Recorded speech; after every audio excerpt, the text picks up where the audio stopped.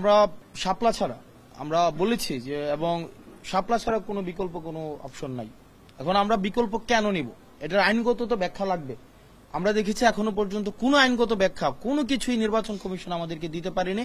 একটা হুইমজিক্যাল একটা ব্যক্তি নিজের ইচ্ছা মতো করে একটা ব্যাখ্যা দাঁড় করেছে পারসেপশন অনুযায়ী। আমার পারসেপশন একটা, এটা তো এইভাবে চলে না। শাপলা কেবলমাত্র শাপলা, এবং শাপলার জন্য এই মার্কার জন্য আমরা আমাদের জায়গায় দৃঢ় রয়েছি এবং আমাদের রাজনৈতিক কর্মকাণ্ডের মধ্য দিয়েই এই শাপলাকে আমরা অবশ্যই অর্জন করব।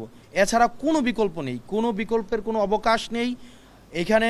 ভিন্ন কোনো যদি আমাদেরকে, আমরা ইতিমধ্যে বলেছি, এজেন্সির মধ্য দিয়ে বিভিন্ন রাজনৈতিক দলের মধ্য দিয়ে আমাদেরকে কনভিন্স করার চেষ্টা করা হয়েছে। এই বিষয়টি আমরা শঙ্কা প্রকাশ করছি যে আমাদেরকে কি মার্কা দেওয়া হবে কি হবে না সেটি নিয়ে আমরা অন্য রাজনৈতিক দলের যাদের অলরেডি মার্কা রয়েছে তাদের অনেক ধরনের আগ্রহ রয়েছে, অনেক ক্রিয়াশীল রাজনৈতিক দলের আগ্রহ রয়েছে।